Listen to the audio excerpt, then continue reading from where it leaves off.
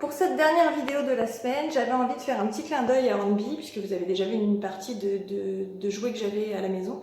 Mais j'avais envie de vous montrer quand même notre vitrine Hornby qui est quand même bien plus fournie. Voilà, elle est juste derrière moi. Alors voici notre vitrine avec le train qui roule. Alors je vous en ai parlé dans ma vidéo sur les accessoires. Voici donc la gare Bookstall, donc qui est la gare d'Arras. Voilà. Derrière, un autorail triple Bugatti. Ici, quelque chose qui n'existait qu'en Angleterre. C'est une partie de champ avec les animaux et le berger qui est assez rare. Derrière, la rotonde. La gare de Dijon comme à la maison. Là, une grande grue hydraulique. Un autorail double SNCF Bugatti.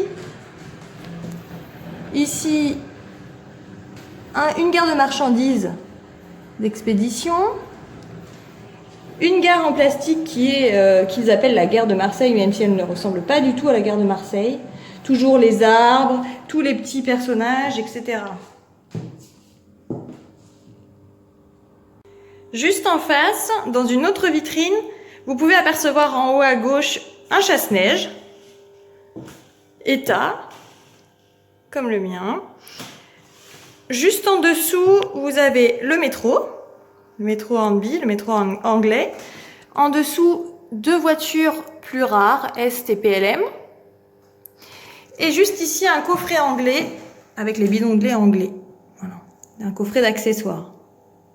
Me voici maintenant à l'intérieur de la vitrine.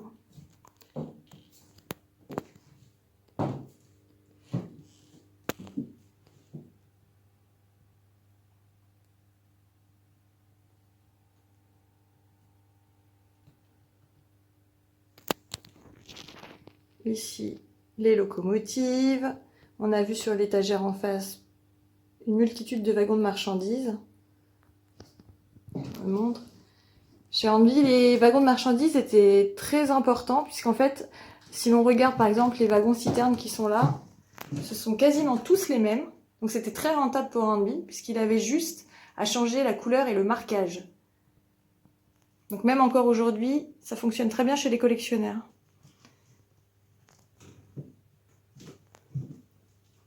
D'autres ici, hein. Un Bugatti, mais électrique cette fois. Un Bugatti triple. Voilà.